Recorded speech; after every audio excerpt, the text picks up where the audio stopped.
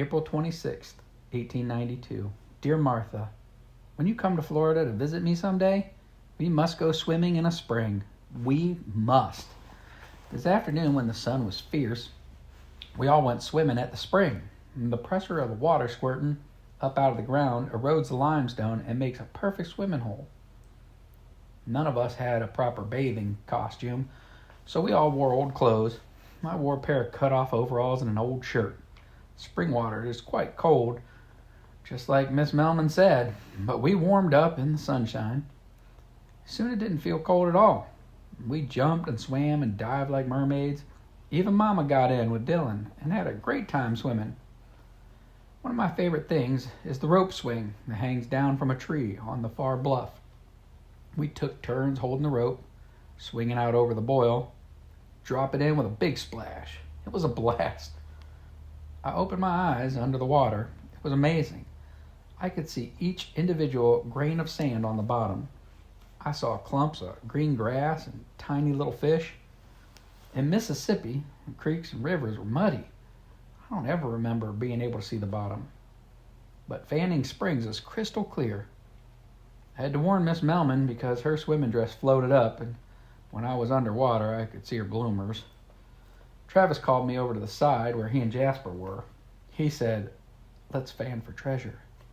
I said, "How do you do it?" He said, "I told Miss Melman what we were going to do, and she thought it was a great idea. She gave me this piece of slate to fan with. Captain Walsh said we should find a sunny spot, take a deep breath, dive down, start fanning the sand away."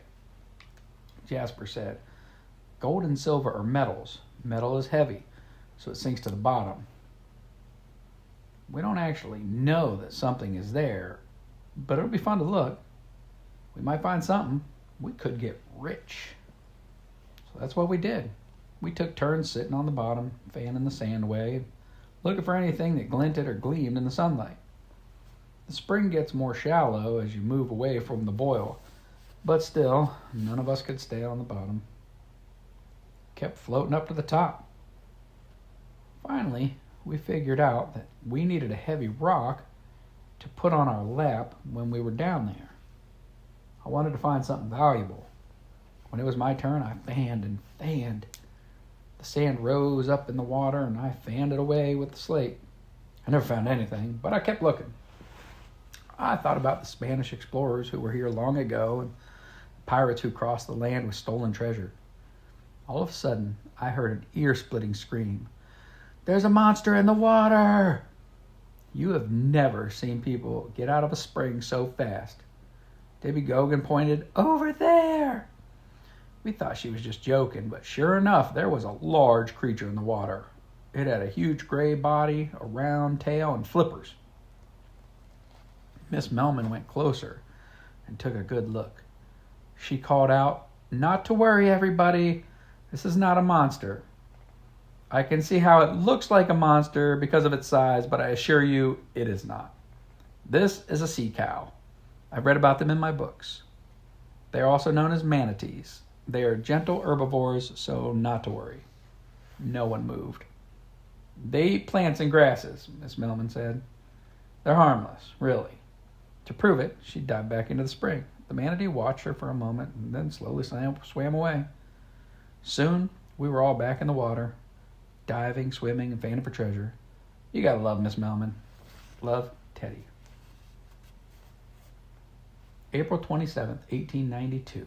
Dear Martha, Mr. Tip Porter's best friend Harold returned today with 2 wagon makers. He had ridden his horse to the nearest town and told the wagon maker about the Porter's accident. One of the wagon makers was an old man with dark skin and snow-white hair. His name was Obadiah Lincoln, and he used to be a slave. His son, Lucas Lincoln, was also a wagon maker, and he was the biggest, strongest man I've ever seen. They brought their own wagon. It was not a covered wagon like ours. It was a long wagon with enormous tools and sawhorses in the back. It also contained about every wagon part you can imagine, including wheels, pulleys, tongues, axles, and I don't know what all. There was even a coop with a bunch of chickens. Yesterday, while we were swimming, the man had hooked up 6 teams of oxen, pulled the porter's wagon upright. They put a wheel jack under the wagon where the wheel had been. Then they fitted on a spare wheel and somehow got the oxen to pull the broken wagon up the hill. Pep said it was a Herculean task. Now today, they watched together, all of us, as the 2 wagon makers looked at the damage. Bodain and Lucas walked around the wagon over and over, prodding and pulling, rubbing their chins. They talked in low tones. Lucas crawled under and studied the brake system. Obadiah climbed up into the wagon and rocked his weight back and forth. At last, Mr. Obadiah Lincoln said, "Well, I think if we replace the felly rim and the double tree and shore up the sides, you'll be in good shape as far as the body of the wagon goes. My son Lucas is also a wheelwright. He'll have to replace the wheel that came off during the accident." Captain Walsh asked, "How long?" The 2 Mr. Lincolns talked for a moment, then Lucas said, 2 days if it doesn't rain. That means that we have 2 more days at the spring jubilation. I went back to the swimming hole this afternoon. This time, Minnie and I each took turns fanning the sand. We looked in a different location. We only found a broken bottle. After a while, we joined all the other kids who were jumping into the boil with the rope swing. We swam and splashed each other and played most of the afternoon. Miss Melman taught us a water game called Marco Polo. When we came back to the wagons, we were hungrier than bears. I found out the chickens I saw in the Lincoln's wagon earlier were bought by the Porters for the Carters and our family. Mrs. Porter said, "You've been such a help doctoring us up. We wanted to thank you." Mama made fried chicken for supper. The skin was crispy and brown, would almost melt in your mouth. Miss Emily made potato salad and a plate of sliced pickles. Mrs. Carter made a pot of beans and peach cobbler. I made skillet biscuits, just the way Mama taught me. Pap said, "This meal will go down in the history books."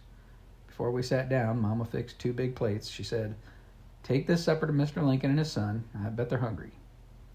Mr. Lucas Lincoln took the plates. He said, "That fried chicken smell was romancing my nose something fierce. We weren't expecting supper, but we sure are grateful." Later, he brought the plates back and washed and dried. I heard him talking to Pap. "Thank you, sir. Everything was fit for a king. Everything except those biscuits." Pep said, "Oh?" Mr. Lincoln said those biscuits were fit for a king and a queen. Pap was still laughing about it when he told Mama, "Love, Teddy." April 28th, 1892. Dear Martha, today was our last day at spring. I'm going to miss this place. First thing this morning, I milked Girlie. She's been giving a lot of milk lately. I give her and our oxen big buckets of spring water, morning and night. During the day, Pap stakes them all out in a field of clover. But at night, he brings them back to our wagon. 2 nights ago, Captain Walsh heard a panther. We've not actually seen a panther, but we don't want to risk our animals being out there with one. I even make sure Ethelbert is with me at all times when the sun goes down. Last night, he heard something in the woods and he growled. Speaking of Ethelbert, I haven't told you that he's practically well. He's almost as healthy and as perky as Dr. Zorn's other dog. Mom and I feed him scraps, and she pours any leftover bacon grease on his food. She gives him some of Girlie's milk every morning. I brush his fur each day with the curry comb, and it's beginning to shine. He walks all the time now. Of course, we're not rolling, but he goes everywhere I go, all around the camp. This morning, Miss Melman gathered all of us kids together. She said, "The Porters have been through a terrible ordeal. Their wagon is being repaired, but all of their household goods are still in a real mess. Mrs. Porter and the girls are too bruised and sore to do anything. Mr. Porter's arm is in a sling. I think that if we all pitched in for a little while, we could make quite a difference. There'll still be time for swimming this afternoon. What do you say?" We went through the Porters' household goods and separated all the things that were still usable. We repacked their boxes and refolded their clothes. While we were working, some of the women sewed up the big rip in the canvas so the men could stretch it over the wooden stays. Travis, Jasper, and some of the other boys went back down the hill and searched for any belongings that had been thrown from the wagon. I watched Mr. Obadiah and Mr. Lucas working with huge tools. Lucas swings a 10-pound hammer with his giant hands as if it were a toy. Mr. Obadiah took his shirt off while he worked in the heat. I saw long, dark scars on his back. I shuddered. Never seen anything like it. Wondered how he got those scars. This afternoon was our last trip to the spring. We played a game where we stand up on each other's shoulders and make a pyramid. I was on the second tier. Sergeant Phillips was on the very top. We all yelled, "Look at us," for folks to see our tall pyramid, but just as they were all turning to look, Sarna fell off and dragged me under with her. Rats. But I have something astonishing to tell you. I was taking a turn fanning the sand with the slate, and I saw something yellow, something glittery.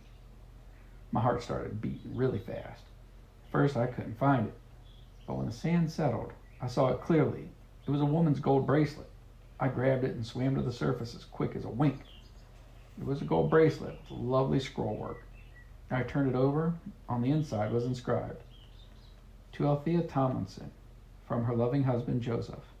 How do I love thee? Let me count the ways. August 13th, 1862. I ran to show my treasure to Mama. Soon folks were crowding around. Everyone wanted to see the gold bracelet that had been found in the spring. Mama said, "Teddy, this was given during the war between the states. You have found someone's treasure. What a stroke of luck." I was curious about Althea Tomlinson. Who was she? How did she lose her bracelet? Is she still alive? Is Joseph still alive? I wonder. Love, Teddy.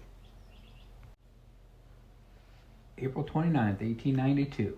Dear Martha, we are rolling again.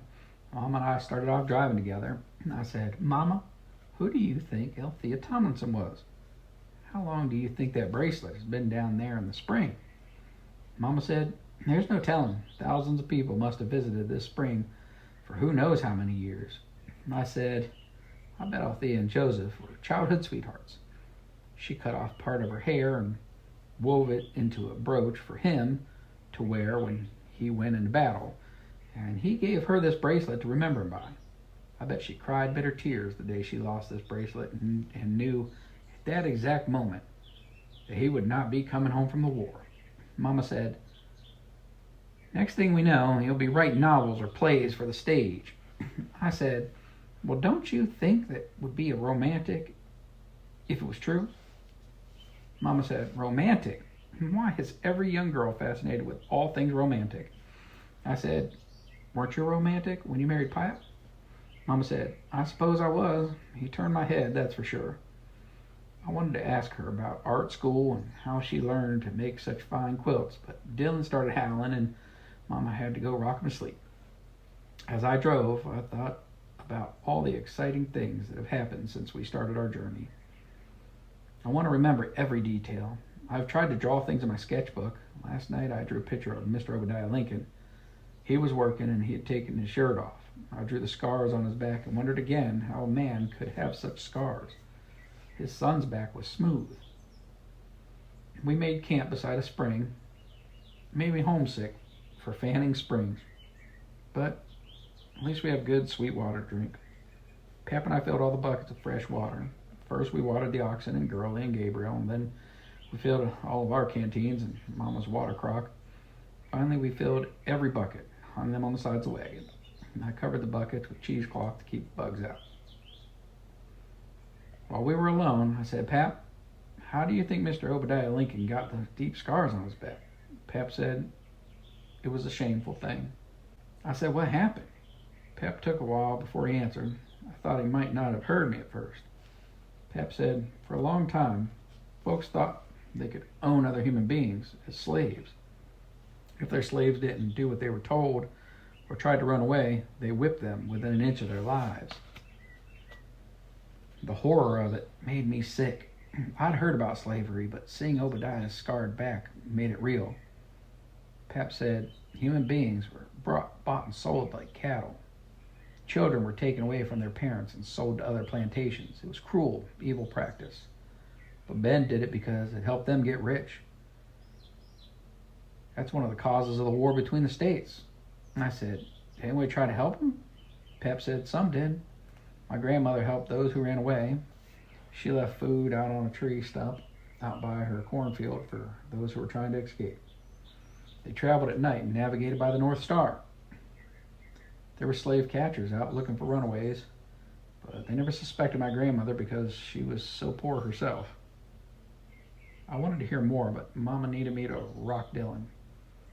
He's cried all afternoon into the evening. I rocked him and sang. Mama thinks he might have a fever. I bet he's teething again. Love, Teddy. April 30th, 1892. Dear Martha, something's terribly wrong. Our baby, Dylan, cried and screamed all night. His fever's worse. He can't keep anything down. Poor little guy is sweaty and restless. Mama stayed up with him for hours. Pap took over in the middle of the night and said, let me walk with this boy. Pap walked and walked up and down the trail, but it didn't do any good. About sunrise, Mama went to Mrs. Carter's wagon to see if she had a remedy for Dylan's fever. Mrs. Carter was gone to Miss Emily's wagon because little Lucy's sick with the same thing. By breakfast time, Miss Essie Mae Pitts came to tell us that her husband and daughter were sick. We were trying to gulp down some coffee and cornbread when several other folks sent word that their families had the sickness too. I can tell from the looks on the grown-ups' faces that they are frightened. I can't help but worry.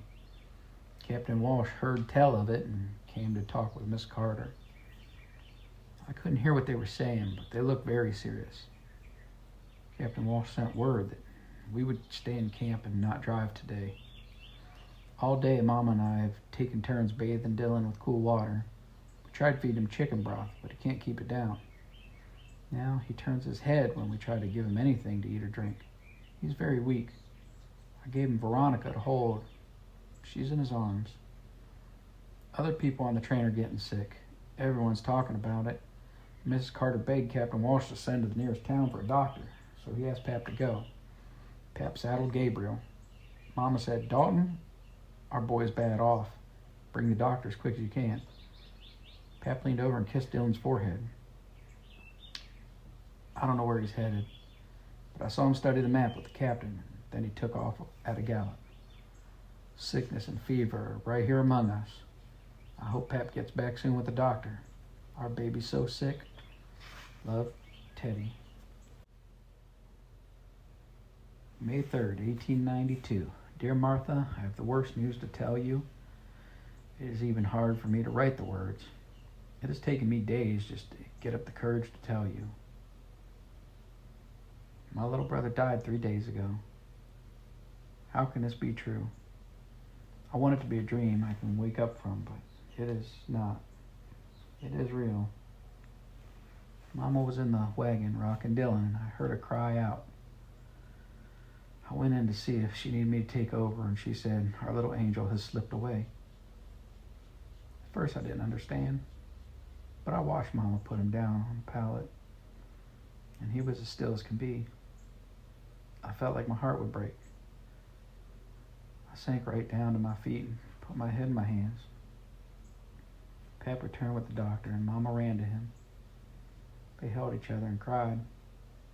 I've never seen Papa cry before. And I thought I would die from sadness, but Ethel came and put his head in my lap. He licked my hand. Somehow I think he knew about Dylan. Pap and Mama decided they would bury Dylan on the land on the other side of the spring.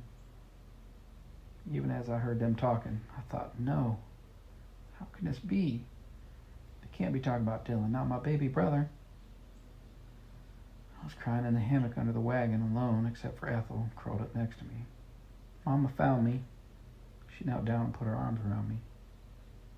For a long, long time, she just held me. Finally, Mama said, Teddy, today we must all be very brave. Today, we must do a hard thing. She and I dressed Dylan in his good clothes, same clothes he wore when we were in Meridian, and had our picture taken. Today he held a balloon and waved at the steam engine. Pat built a little box. Mama padded the box with cotton and lined it with white satin from her wedding dress. It was beautiful. Dylan looked like an angel. I said, I want him to have Veronica. Mama said, are you sure? I nodded. I didn't want him to be alone. We buried our baby across the spring.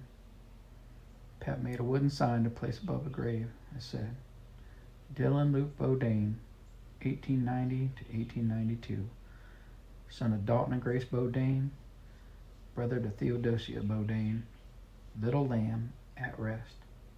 That was the hardest day of my life. But today, 3 days later, there were already 12 more graves across the spring. The wagon train has been hit by a yellow fever. Love, Teddy. May 4th, 1892. Dear Martha, Miss Melman came to see me today. She didn't even look like herself. She was wearing one of the calico work dresses Miss Emily made for her, and her hair was down. I was lying in the hammock under the wagon. Ethel was curled up beside me. I knew someone was there because I saw this tail begin to wag. Miss Melman said, There you are. I was glad to see Miss Melman, but seeing her made me have a huge lump in my throat. I didn't want to tell her about Dylan. I didn't want to tell how we had buried him above the spring bank. The thought of talking about it made my head hurt something fierce. But I didn't have to say anything. Miss Melman knelt down on the dirt and wrapped her arms around me. She squeezed me tight. I didn't want to cry, but the more she held me, the more I felt like letting go of my tears. I can't remember crying that hard.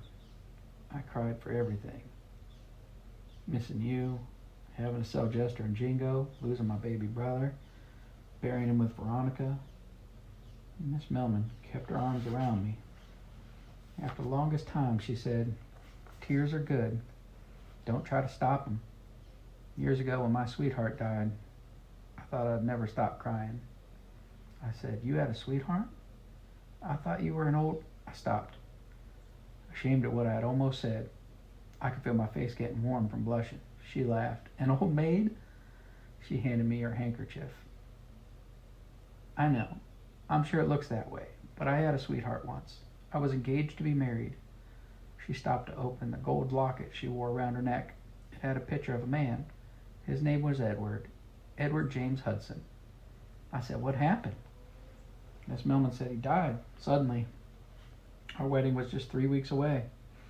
I wiped my eyes with her handkerchief. Miss Melman said, Right now your heart is broken. You've lost your little brother. That's about the worst thing that could happen to anyone. But you are strong. You will go on. I know you, Teddy Bodain. You will find a way. This afternoon, I picked wildflowers. Miss Emily gave me a blue satin ribbon, and I tied it around the flowers. I asked Pap if he would take me and Mama across the spring to put them on Dylan's grave. And we stood looking at the grave. I put the flowers beneath the sign Pap had made. Mom and I both needed our handkerchiefs. Pap put one arm around me and one around Mama. He said, We've had a hard loss, but we'll get through this. We got each other. We're still the Bodains. I don't know why, but that made me feel better. We're still the Bodains. Now we're back to the wagon, and I'm going to put all my letters together so Miss Melman can mail them for me. Debbie Goga made a big pot of stew, and she invited us and Miss Melman over for supper. I'm so glad Mama and I won't have to cook tonight. This was another sad day. Love, Teddy. May 5th, 1892. Dear Martha, yellow fever. I hate those two words.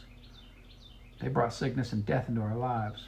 Almost every family's lost someone. New people come down with the fever every day. More have died. For the past 2 days, I've helped Mama and Mrs. Carter tend to the sick. There's so much work to do. Chores everywhere. And so few people to do them. Someone has to cook so folks can eat. Someone has to tend to the stock and bring them water. The weather's turned warm, so folks have made pallets out under the shade trees so the sick can catch a fresh breeze that might bring relief to their fevers. Some folks have jaundice with the sickness. I didn't know what they meant, but Miss Melman said it's when your liver isn't working well and you turn yellow. The doctor that Pap brought could do little to help us. Matter of fact, he told Pap he had sick folks in town he had to get back to because yellow fevers also hit the town. The doctor said he would send the militia to help us. We need help in the worst way. I don't understand this yellow fever. Where does it come from? How do we get it? Some folks die from it and some folks don't. Why did my baby brother have to die? What'll happen to our animals if we all get it? What'll happen to Ethelbert? Mama and Miss Carter and some other women have to bathe those with yellow fever and change their clothes. Mrs. Lark has a wash pot boiling with rags and clean linens for the sick. Today, I had to do something to be useful to keep me from being so sad. I'm racking my brain about how I could help. Then I had an idea. I borrowed Mrs. Pitt's big pot and filled it half full of clear water. Cut up potatoes, onions, carrots, some of our jerky. Added salt and pepper, several handfuls of barley and bay leaf. The pot was heavy. Travis Lark helped me lift it up and hang it on a tripod over the fire. While we were working, we didn't talk much, other than about the soup we were making. But when the soup came to a boil, Travis said, "I'm sorry about your baby brother." I said, "Me too." I let the soup boil all afternoon. While it boiled, I made several skillets of cornbread and cut them into wedges. Travis helped me gather all the bowls and spoons we could find. As folks came by, we gave them a bowl of soup, delivered some to wagons or pallets under the shade trees. Folks said, "This is all I've had to eat today," or "This soup will do my wife good." Glad I can help. I can't just sit around while people are sick or dying. Pap came to eat supper with us around the campfire. He said, "Teddy, this might be the best soup I ever put to my lips." That made me happy. But I'm tired all the way down to my bones. Mama isn't feeling well. She hasn't eaten all day. I tried to give her soup, but she shook her head. She's cried over Dylan until she has no tears left. Tonight by the fire, she was shivering. We're sleeping outside under the stars again. Mama and Pap are lying on the pallet, and Ethel and I are in the hammock under the wagon. I heard Pap say, "We'll get through this. I love you more than the stars are bright." Mama said, "I love you more than the moon is round." Pap said, "I love you more than the ocean is deep." But Mama was asleep and didn't answer. Love, Teddy. May 8th, 1892. Dear Martha, how can our happy life have turned into a nightmare yellow fever? Weren't we swimming in the spring just a few days ago? Weren't we singing our hearts out at a whoop-de-doo? Mama has yellow fever. We were up all night with her. She's burning up with fever. Can't keep anything down. I notice that her face has a yellowish cast. The militia arrived this morning. They instantly took control. The military doctor told Captain Walsh that there's an epidemic of yellow fever. It's hit towns and many travelers. Towns are under quarantine and the hospitals are full. The militia just set up several more quarantine stations within a few miles of here. The doctor gave instruction to his men and told Captain Walsh he'd begin seeing patients and recommending evacuations. The military men began working immediately like a colony of ants, digging latrines, boiling huge vats of water, and giving out blankets. Some of their cooks set up a kitchen and began preparing food for us. All day I bathed Mama's forehead with cool rags. Pat fanned her with a palmetto frond and held her hand because the weather was hot and sticky. It's a horrible time to be sick with fever. Mama's fever got so high she was talking out of her head. She said, "It's so nice to see you. I've made fresh fruit cake. Let me slice it and fix you a glass of lemonade." I thought she was trying to tell me that she wanted some lemonade. I squeezed one of her lemons and made 2 cups with plenty of sugar. Pap sipped his, but Mama turned her head when I held it to her mouth. I was worried again. Mama needed fluids, but she'd hardly drink. I pictured Mama going to art school, pictured her making beautiful quilts.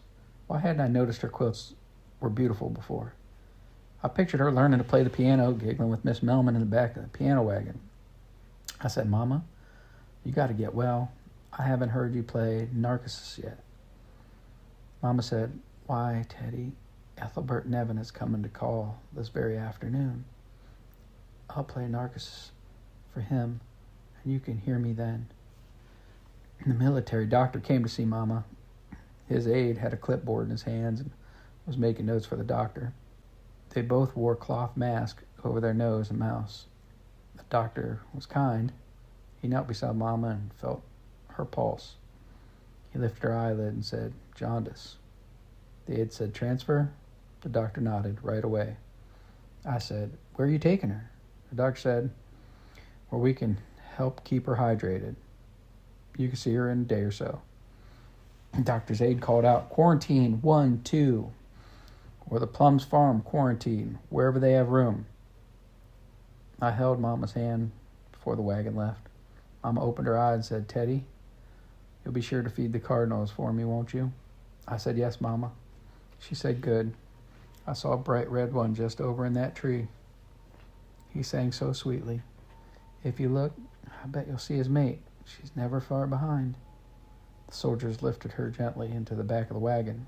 I covered her with a blanket. I whispered, "Oh, Mama, please come back to me. Love, Teddy." May 16th, 1892. Dear Martha, my world is turned upside down. In the past 2 weeks, everything I know has changed. I wish you were here.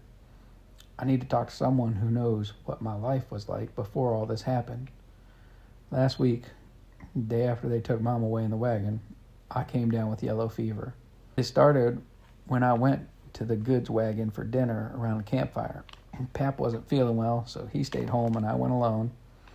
Mrs. Good handed me a plate of rice and beans and a cup of tea. All of a sudden, I started feeling dizzy and hot. I remember someone picking me up, someone holding my head while I was sick, someone putting a cold cloth on my forehead. After that, I don't remember anything until 3 days ago. I woke up on a pallet under some trees near a big house.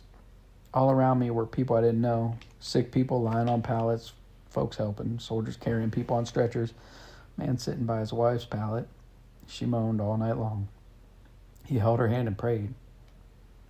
At first, I was confused. I didn't see any of the folks from our wagon train. I thought, am I dreaming? Where's Pat and Mama? Why am I here? A kind woman came to put a cool rag on my face. When she saw my eyes were open, she smiled. She said, "So you've come back to us. Try to take a little broth."